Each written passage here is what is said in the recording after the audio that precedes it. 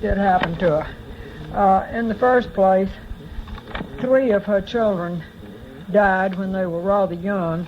Little Robert, who was 4 or 5 years old, I probably have his date somewhere. Susan knows this story especially well, but all of you've heard it. Was dressed up in his little new suit she'd made and little shoes which Grandpa Jones had made. He was a shoemaker. And went with Grandma out to call on somebody one afternoon, and she thought he looked so cute. She used to tell this story, and when she came home, she felt him and he was feverish. The child had diphtheria and died within a few days, I believe. Aunt Amanda died when she was 18 or 19. She'd married Uncle Will McKibben, and when her son, Willie McKibben, was born, and Thomas has Willie's little baby chair, incidentally, the one he sat in as a baby, Aunt Amanda took childbed fever and died. And Mammy said she always remembered that Sister was making sweet potato pie when she went into labor. There's a little thought for you. And then Uncle Irwin, and that was spelled I-R-W-I-N. It wasn't Irving as in the street peddler Irving or Irving Berlin. Or maybe even it was E-R-W-I-N. I believe it was E-R-W-I-N. So he must have been named for some Irwin family in the neighborhood. Anyway, when he was about the age of Robert or James, or maybe even a year younger, his daddy set him to work digging a well. They never have found good water up at Sam's. It's always sulfur or scarce or something. Big water problem. So Irwin was set to work digging a well, and he took probably pneumonia or something, or consumption or tuberculosis or whatever, but I expect it was pneumonia, working down in this damp hole. That's what Mammy said, that her mother always said, that if they hadn't kept him down in that damp hole so long digging the well, he would have lived. But he died. And Grandma said, of all her children, the one that was hardest to lose was little Robert, because he was the only one who really thought she could make him well. Until he died, he kept thinking his mama could make him feel better.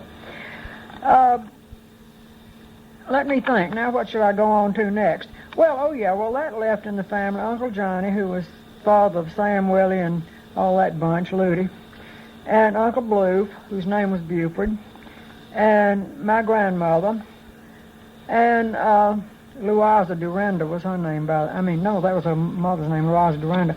My grandmother was named Ludelia Ann, strange name, and Aunt Amanda. And my grandmother got her rather peculiar name from a blonde-headed lady. That's another thing that added to Grandma's problems, I think.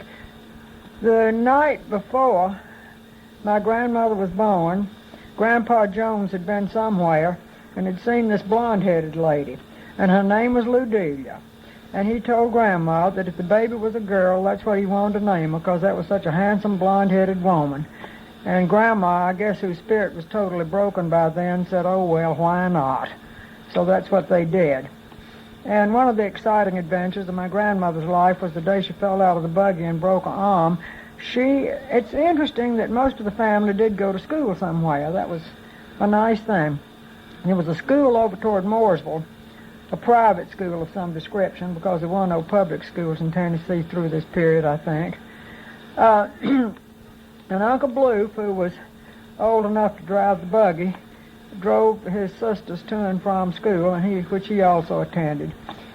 And one day, coming back from school, Uncle Blue, cutting the fool like a teenage boy does, was driving too fast and lost control of the buggy, and it turned over. And Uncle Johnny, who was older, was with his daddy, great-grandpa, up on the roof of a barn, and they saw this catastrophe. And so Great-Grandpa Jones said, Johnny, you go see about the children, I'll catch the horse, which shows you how his mind worked. And Mammy had broken an arm in this episode. Before we get away from the subject of schools, I will mention that John Vincent, whose daughter Minerva married my grandfather's father, married Thomas Orr, John Vincent built a schoolhouse on his place and hired a teacher, and then he wrote the textbooks. And I never saw but one of them, but until Uncle Blue's house burned, the arithmetic book that John Vincent wrote in longhand was still extant. I guess they had only one copy of the book for the entire school, but all the children, I think, were his. Or maybe he had a few neighbors' children over, so it wasn't a big student body. And it was most interesting. I wasn't old, well, I was grown by the time Uncle Bluth's house burned, but growing up looking at that book, I didn't really appreciate what an artifact it was. But even so, I found it interesting, the problems. You know, if so many pecks of corn cost 3 cents or whatever, the prices were so different. And some of the problems people had to deal with were so different. And it's just dreadful that John Vincent's book burned up. And I've wondered who in his family said, let's build a school on the place and get a teacher in here and be sure these children aren't ignorant. I don't know whether it was his original idea or perhaps his wife's. I have a feeling it was his original idea, though, since he went to the trouble of writing the textbook, and since he married his wife when she was only 16, so she probably had not been too well educated herself. Incidentally, along that line, the only woman I've run across, in fact, the only family member I've run across who very definitely could not read and write was Elizabeth Hygard Jones. She signed her papers, her documents, with an X. I believe everybody else whose documents I've encountered could at least sign their names. I don't know what else they could do. Let me see. Now, back to the farm when I was growing up. When I was little, I'm not sure they even had electricity there. I know they didn't at a lot of the houses around Mooresville. I'm a little vague in my mind because I was so young, but I can remember smelling the coal oil lamps when they light lamps in the kitchen. It may have been that my grandparents used lamps in the kitchen and dining room sometimes just to save the generator. Or it may have been the generator house wasn't even in, but anyway, for a long time, the only electricity they did have came from the generator house. That was a little brick house out in the side yard near the garden, and late in the afternoon, when it got toward time to turn on some lights, my grandfather would go out and say, "All right, stand back, children, stand back, children." He was coming out with some coal oil or whatever he used in the generator, and I guess he didn't want us to blow up something as he went about this delicate work. And he'd fill up whatever you put the stuff in, whatever kind of oil he put in there. I can smell it now. And then he'd crank up the generator. I don't know how you turned it on, and pretty soon we'd have electricity. But he was very sparing with its use. The radio, of course, did not run on electricity once radios got there. The radio was run on a battery. So we could only turn on the radio for preaching, for the market reports, and that was not the Wall Street market. That was when I say stock market, the stock was cattle and hogs and stuff like that, prices of livestock. And on occasion, the Grand Ole Opry. He liked to hear somebody in his gully jumpers, Coon Sanders and his gully jumpers or his possum hunters. The Grand Ole Opry was quite different then from what it is now. They actually did have folk artists playing folk music.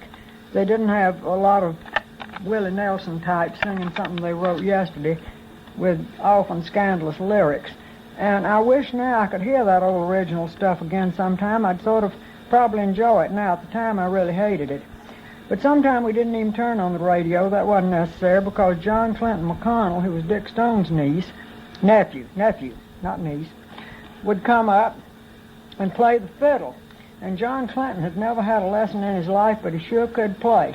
And occasionally my mother would break out her violin. She played violin, not fiddle, and would try playing a little country-style stuff with John Clinton, but I've got to say he was much better at it than she was. And then sometimes Jerry McConnell would bring his harmonica and join in for a tune, and it was all really exciting. And we'd sit around the fire in that room directly across from the dining room, and this is before they had gas heaters, of course, had a big log fire, and in fact they had the smokehouse just loaded with cords of wood that Uncle Everett and my grandfather saw to it that, you know, for the winter they had the cords brought in well supplied. And you'd get too hot on your front as you faced the fire and too cold on your back because the house wasn't insulated. And if I got real cold, they had a bed in the corner, I'd get somebody to warm a blanket for me, hold it in front of the fire till it got warm, and then I'd get in bed and listen to them talk until I went to sleep. And we wouldn't even have the lights on in there then. We didn't use the electricity for that. Just the fire would light the room. And my grandmother had what she called her spider. That was this pot, a black iron pot that had 3 legs. You could pull coals out of the fireplace and set this thing over the coals on the hearth. And she'd cook down molasses and make popcorn balls. And that was pretty exciting. We popped the corn, of course, in one of those wire baskets on a long handle that you just shook over the fire. And occasionally, if she felt up to letting us get real messy, because the us would be Clyde Jr., that was Uncle Clyde's son, often, and Mary Phillips, that was Uncle Bluth's granddaughter, and maybe her brother, Charles Phillips Jr., and maybe some others of his grandchildren, but that was mostly my age group. And sometimes, though, as I say, when we could get real messy, Mammy'd let us make taffy and pull taffy. And I don't know whether any of you have ever pulled taffy in your life. Have you? I don't know. It starts out looking like molasses, this gummy mess you work with. It feels just like tar. And you literally would pull it back and forth, and it would turn white and would get quite elastic, and then it would begin to get tough. And when it got that way, you lay it down in strings or cords on a greased platter, and when it got cold, my grandmother would take a knife blade and whack it and break it into pieces. If one of us whacked it, we would have to break the plate into pieces, so we didn't get to whack the taffy exactly. And that was what we did for entertainment. And in the daytime, Harriet and I, we played a lot of hide and seek, and Rebecca then, as I've said, was rather frisky when she was growing up and still in college and whatnot. She'd play hide and seek with us, and we'd run and rip until real late at night playing hide and seek. Mammy'd make Rebecca come in telling her it wasn't decent for somebody her age to be out playing hide and seek. And in the daytime, Harriet and I made mud pies in the garden using fruit jar tops and a little flour from the kitchen so we could make icing. And Uncle Everett would literally, I'm still sort of convinced, eat the pies. He would come out and tell us he wanted one of our pies to eat. And Harriet and I truly believed he ate our mud pies. He looked like he did, and maybe he did. I don't know. Now, Uncle Everett, from his pictures, as a young man, and my grandmother had a great picture of him as a young man that disappeared, was not a bad-looking fellow. In fact, he was rather attractive-looking in a dissolute way. He looked rather like Stephen Terry. In this picture, he had a flowing mustache and is sitting with a dog at his feet and a gun across his knees. And pretty exciting-looking guy. But he never did marry, and he had a scandal in his life. A young lady wound up pregnant, and so the story goes, Uncle Everett took a man down to the barn one day, and they talked things over, and when they came back, the gentleman announced he wanted to marry the young lady, which he did. And the story was that Uncle Everett had paid him to marry her. In any case, the son that was born of this episode used to come to Mammy's, come up to the house, and I would tell you his name, but I'm not sure what it was right now. I think his last name was Height, but I can't swear to it, and I don't want to identify the wrong person as Uncle Everett's illegitimate son. My grandfather's other brothers, I just ran through my grandmother's family and told you about them more or less. My grandfather's other brothers were numerous. Uncle Emmett died before I was born, so I never knew much about him. I knew his children. He had a son, Thomas, who was pretty weird, actually. And I believe he's got a daughter that still works for the school system in Lewisburg. And he had another daughter, Virginia.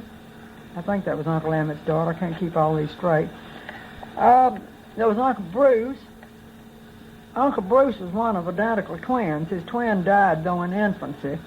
And Uncle Bruce had a raft of daughters, one named Betty, and you all knew her when you were little. I remember John Anderson even knew her because we went to her house once, and her husband, Bert Welch, carried John on his shoulders, and we led us up through the woods and the bushes, and I couldn't find this place now if my life depended on it, up to an old Harris cemetery where some of our Harris forebears were buried.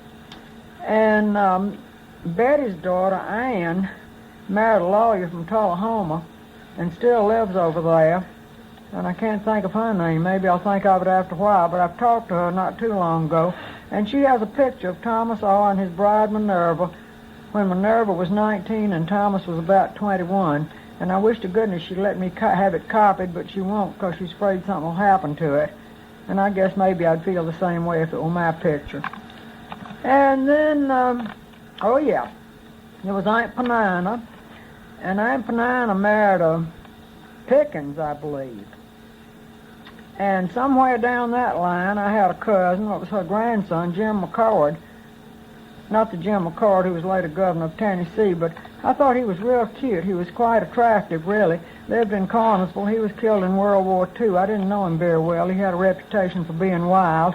And I don't know what other people exist in that branch of the family. I don't know where they are, anything about them. And now, who else? Uncle Robert. Uncle Robert, that was my grandfather's brother who was a doctor. He went to Vanderbilt Medical School, as did Uncle Billy. And they graduated, and they were genuine doctors of their period. But their methods weren't very much, actually, if you go by modern standards. Uncle Robert's grandchildren are the Gracies, whom you've heard me mention. And, boy, they about all died out. Actually, I think Hugh Gracie has a daughter who's married somebody. He was a lawyer in Nashville till a year or two ago. He died. His brother Pete was an all-American football player, and he's been married a number of times. He has a daughter. I don't know where she is or what became of her. Well, anyway, and the other Gracies, we won't go into all that. It was Uncle Robert's son who was killed playing football for Webb. His name was John Ower, and he's buried in Bryant Cemetery up where my grandparents are buried, near Mooresville. Y'all know where that cemetery is, and he was the casualty of the Webb football field. And then there was, boy, I can't remember all these people. Aunt Betty. Now, she died in her teens, and I used to hear this story often because she was going to marry Ike McKibben, I believe. Is it Ike McKibben? Anyway, she's going to marry somebody. And her mother, who was rather sharp-tongued, I take it, said, I'd rather see her dead than married to him. And just within a couple of days, the girl died. And her mother felt terrible about that. She felt like she brought this on. I used to hear this story often about be careful what you say. Because great-grandma Minerva had said, I'd rather see her dead than married to him. And I don't know what was the matter with the man, the bridegroom-elect. I have no idea. And then there was Uncle Joe, whom you've heard me mention. Susan has Miss Matt, the doll, that connects with him. He's the one that my grandmother said was the best-looking man in the family, whatever that meant. Though the picture I've seen of him does not bear this out particularly. He was quite large. I think big meant handsome in that day and time. Men who were stout and tall and all were considered fine-looking persons. He went to Birmingham and opened a horse parking lot and did extremely well. And he had a lady with whom he lived in sin, Miss Matt. And they lived in a nice-looking big old house. I've seen a picture of them sitting on their front porch. They had a son named Raymond, and when Raymond was 8 years old, they got married. Raymond's now dead, my father's first cousin. Raymond used to come up to Mooresville with his children who didn't know about his background. And Miss Matt gave Rebecca a doll when Rebecca was a little bitty girl, and Rebecca named it Miss Matt, and my grandmother let her do it for whatever reason. And Susan has Miss Matt and should hang on to her because dolls of that vintage are getting real scarce. Anyway, Raymond Ower had a son who is now dead. Now, whether he had any children or not, I used to know him and play with him in the goat wagon. And he had a daughter named Mary Jo. And Mary Jo lives in Birmingham, and she even came to see me in Los Angeles. And I got a card from her once in a while, and that's a branch of the family I sort of know where she used to be located. I can't think of her married name now either, but that's a shame. All these people I used to play with, and I used to push her in a baby buggy when she was little. She was Polly's age, and I don't even know what her name is now. And that takes care of that set. I won't go into Uncle Bluford's children because y'all not apt to run into them anyway, but you do remember Uncle Bluford and Aunt Blanche. And incidentally, that set of children were almost double first cousins to my father and Rebecca and Uncle Clyde, because my father's father and their mother were first cousins, and my father's mother and their father were brother and sister, so that was getting real kin.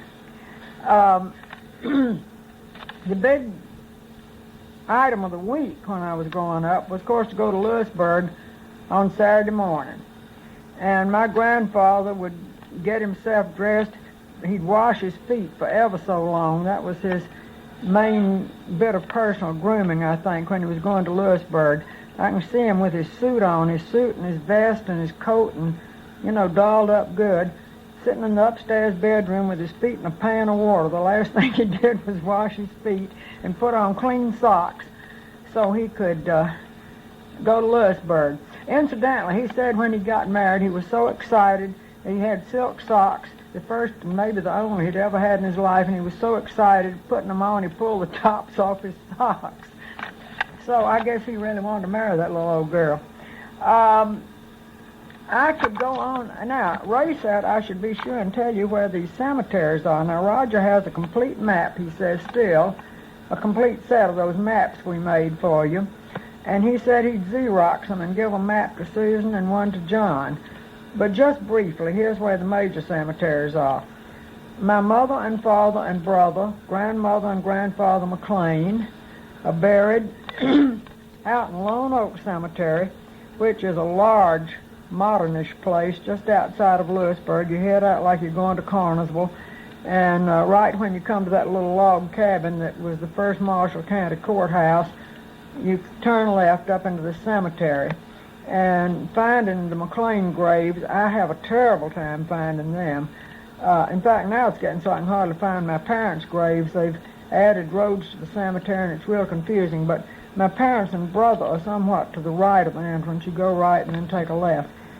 Now, my old grandparents and Rebecca and Joe Langley and Uncle Clyde and Aunt Brownie and so forth are buried at Bryant Cemetery at at Mooresville.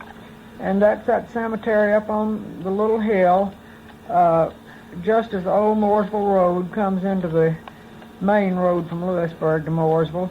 And I'm sure all of you all know where that is, and that's where Harriet and I used to sit and sometimes eat goo-goo bars after we'd walked over to the Mooresville store, and were on our way back, taking a cut down the old Mooresville Road to get back to the farm. We'd stop in the cemetery and have a little bite to restore ourselves as we went on. Grandma Jones, Grandpa Jones, little Robert, in fact, old Elizabeth Hygood Jones with the lost tombstone, Sam, Wallace, Lutie, all that branch of the family, are buried over at Haynes Cemetery. And if you don't know where that is, I hardly know how to tell you. When you get to Sam's house, go right on down the road like you're going to Bryant Station, and about a half mile down the road, I don't mean the freeway, I mean the country road, you come to a little church on a crossroads. We'll take a left at the crossroads, and maybe a mile out that way, there's a real pretty shady, small cemetery, and that's Haynes Cemetery, and that's where they are. I'll not get into where all the Azels and those people are buried. Some of you have been to the various cemeteries, but they're hard to find. Incidentally, your grandfather says I ought to tell you where his relatives are buried, and I'm glad he's sitting here. He may have to prompt me, because I'm sure you'll want to know sometime. His parents are buried at China Grove, North Carolina. If you go to Kannapolis and go out like you're going to Salisbury, not on the new big freeway, but on the old road through Landis and so forth, just ask anybody how to get to Landis, and then ask at Landis how to get to China Grove. You come to China Grove, go through town. You don't go through town, he says. I thought it was... You sure? Yes. Okay, what's the name of it? It's at a church. What's the name of the cemetery? Right-hand side of the road. Yeah, I know. Big cemetery. Yeah. Well, what's the name of it? Well, anyway, there's a red brick church there. It's on the right-hand side of the road. It's the big cemetery in town. He says it's just before you go into town, but I don't think he knows what he's talking about. Okay. Now, his Anderson grandparents are buried out at Enochville. And boy, getting to Enochville, I don't know what to tell you. How do you get to Enochville now, Ray? Big road out of Kannapolis. All right, big road out of Kannapolis to Enochville. And there's a little church there that's Reformed church. The old white wooden Reformed church. And your Anderson great-grandparents are buried in the churchyard. Now, if you take the road from Kannapolis to Mooresville, North Carolina. There in Enochville, all the butlers, most of the butlers are buried. Well, your grandma Butler's up there. And a lot of Ray's Butler kin are buried in Enochville at the Lutheran church. Now, I'm going to try to get you to where Ray's grandmother, whom you've heard me refer to as Mrs. Butler, is buried, because she was a great favorite of mine, a real dandy lady. She was the one who was the sheriff's widow who held off the lynch mob. You've heard me mention that after her husband was murdered. You go from Kannapolis like you're going to Mooresville. That's not Tennessee, but North Carolina. And on the left-hand side, there's a red brick church. Used to be a white frame one, but they've modernized. And is that Prospect Church, Ray? Prospect Church. And Ray's grandmother and grandfather Butler are buried there. And Ray also has his Shoe ancestors buried at a cemetery over near Mount Pleasant, North Carolina, but we have never found that cemetery yet. The last time I was there, up in Kannapolis, I'd asked all over the place where these people are, and finally somebody told me where I could find them, probably, how to get there, but I've forgotten how to get there now, so I'll have to look into that next time I'm up that way, if I ever get there. What else can I tell you? My mother was born, I believe, out on the Yale Pike near Lewisburg, because her father farmed and also had Haynes McLean School, and also, and probably of greatest note, was a horse trader. He was a very successful horse trader, and he and some man from Marshall County used to go to Texas, up in the Panhandle section around Amarillo, out near Hereford, really, Randy's old stomping ground. And they either took horses from Tennessee and sold them in Texas. I think that's what they did, or brought horses from Texas and sold them in Tennessee, but I believe it was the other way around. And Grandpa McLean was going to move his family to Texas. He was real taken with this idea. In fact, when Mother was a little girl, he took her out to Texas to look it over. But his partner was killed in a train wreck at about that time. So he sort of gave up the horse trading a little, and shortly after that he was killed.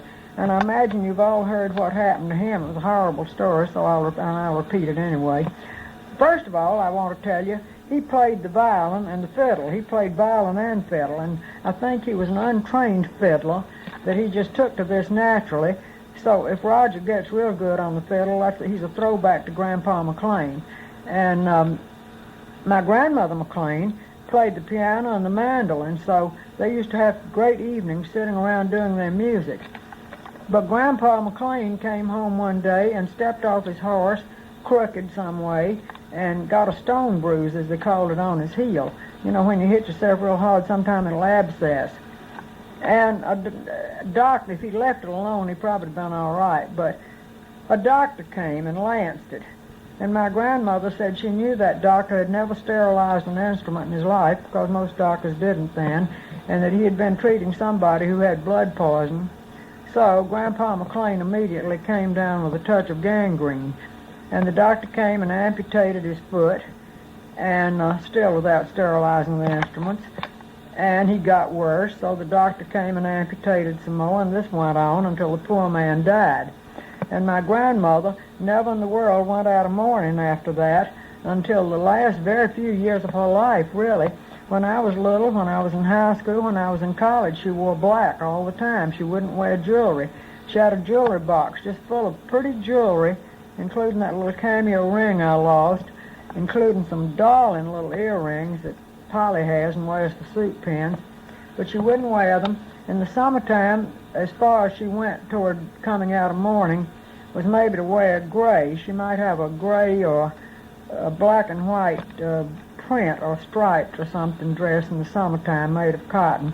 But she wore black all the time. And I remember when I guess I was in college, and Mother and I took her downtown and prevailed on her to buy a dress of some color. And that was the first she'd had on since Grandpa McLean died in, I don't know, let me see, I might have his date right here. Just hang on here and I'll tell you when he died. I think I can find it. William Watson McLean. Oh, incidentally, here's his date. He was born 11/15/1861, and he died 7/31/1913. And my grandmother McLean, as long as I have the dates here, was born 3/27/1867, and she died November the 5th, 1941. And they were married in Chapel Hill on the 23rd of May, 1889. And she just thought he was the most wonderful person in the entire world. I'll tell you a little bit about her family. You know something about them, but since Katie's middle name is Britton, I might as well tell you about James Britton Ezell a little bit. I don't think I would have liked him. He was my mother's grandfather, and she didn't like him much. I think he was a very stern man, but he grew up in stern times, so I guess that's how you became. His name, the middle name Britton, came from his, I believe it was his great-grandfather, Joe Britton, who fought in the Revolution in North Carolina and is now buried at Holt's Corner. Old Joe married Dorothy Horner and came over to Middle Tennessee along with his married daughter and son-in-law. That was James Fulton and Elizabeth Holloway Britton. And James Fulton and Elizabeth Holloway Britton were the grandparents of Britt Ezell. Now, my great-grandpa, James Britton Ezell, otherwise known as Britt, was in the Confederate Army as a quartermaster, and I don't know whether that meant he ever saw combat or not, though I expect it did. I did know what unit he was with, and it was a hard-pressed unit in which everybody, I expect, even the wagon masters, had to fight. And he volunteered on the muster roll down at in the Tennessee Archives. I found where and when he'd volunteered, and in fact, to whom he volunteered. And as you've heard me mention, they arrived riding a horse value of $150, they said. And he served out his enlistment and volunteered again. So I guess his heart was in the cause. And following his military career is a little tricky because his name was James Britton Ezell, and he had a first cousin, also from Chapel Hill, about his same age exactly, named James Balaam Ezell. So if you come across a James B. Ezell from Chapel Hill, you have to think carefully about which one he is and check him out a little bit. And Britt Ezell married a girl who had grown up almost like his sister. This sounds a little incestuous, but it wasn't.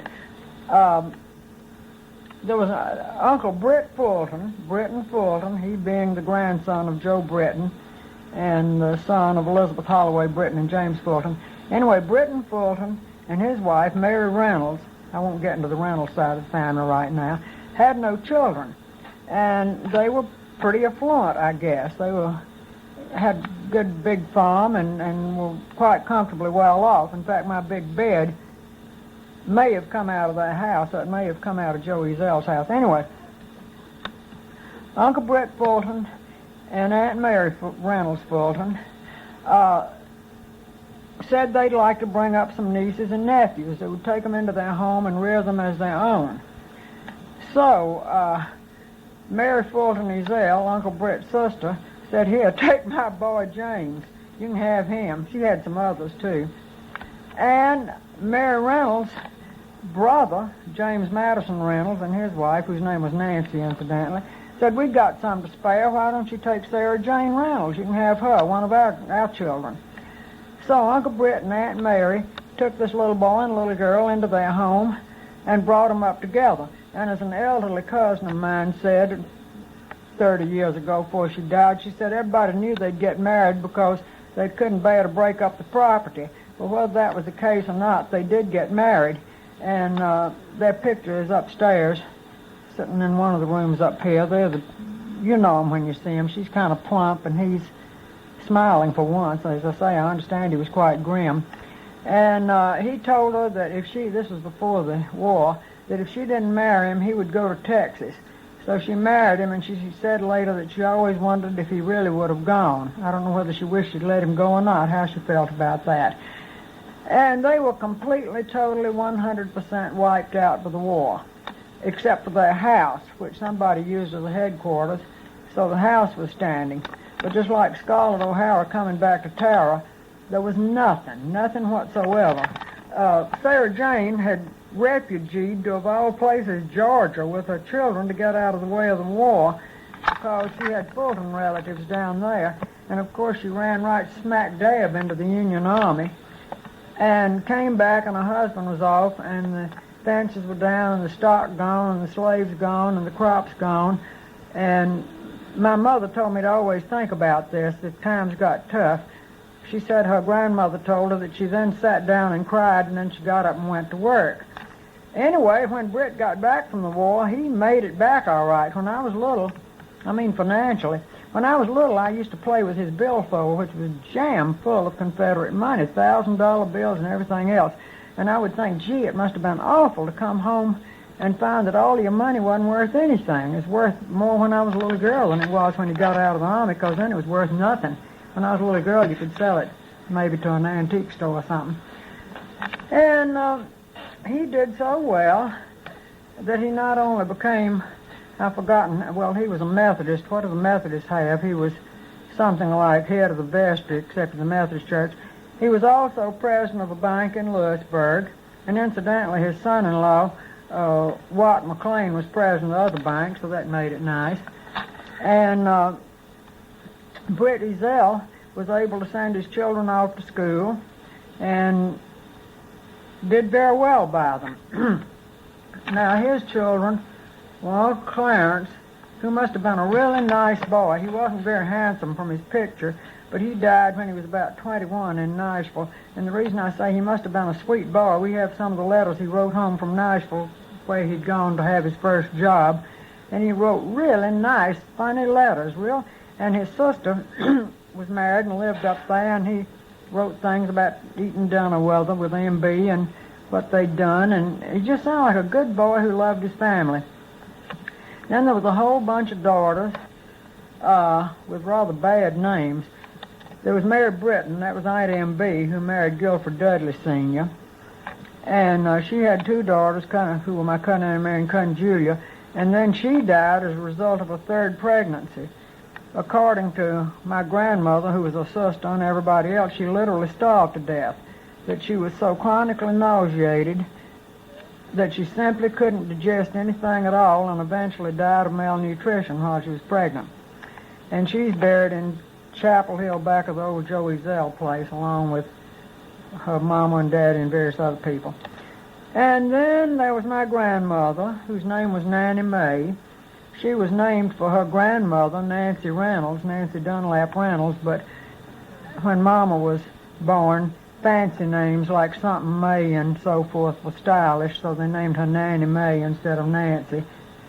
And I was named for her, but thank heavens they didn't name me Nanny May. And then there was Aunt Effie, and she was named Effie Pendleton Ezell, and I don't know where the Pendleton came from. She married Roger's Nance, and her sole surviving child is Bill Nance, who lives in a rest home in Texas, and he has only one grandson surviving, so that branch is about played out. And then there was Aunt Pearl, who married a Bailey, and then her daughter married Ed Ezell, and their son is the current Ed Ezell in Chapel Hill, whom you may meet sometime. I expect Susan may have met him sometime. He's big in all those Ezells, very big in the history of the walking horse celebration. Ed Sr. helped organize it, and the present Ed's wife taught riding and all that stuff for a long time, so they're real active in horse show stuff. And then there was, have I left out a sister? Then there was Aunt Frank. And Aunt Frank was such a late arrival, her real name was Frances, but they called her Frank for whatever reason, that my great-grandmother Sarah Jane was too embarrassed to even admit it to herself that she was pregnant. Her other daughters were grown and some married, I think, when Aunt Frank appeared. And my grandmother said the grown sisters had to make the clothes for the baby because her mother wouldn't have anything to do with it. But once the baby arrived, she was the precious baby. She slept in the room with her mama and daddy till she was grown, and she was a beautiful, beautiful woman. She really was. I have a pretty picture of her somewhere. She was worth waiting for. A very, very pretty girl. I think she must have looked like the Reynolds side of the family because Susan has a picture of Aunt Mary Fulton, Aunt Mary Reynolds Fulton, who was a Reynolds, and I swear I think Aunt Frank looked a good deal like her, so she must have gotten her looks from that side of the family. And then there was one more boy, and he was a mess, Uncle Orville. He died he was born just a few weeks after Uncle Clarence, the grown young man, had died, and Uncle Clarence had picked up that terrible name Orville. That's why they named him that. He'd read that in a book somewhere and thought it sounded nice. He'd written his mama suggesting to name the baby Orville. Well, Uncle Orville was so spoiled it was past belief. And I think we're at the end of the tape, and I have to get ready to go with John to Nashville, so we'll continue.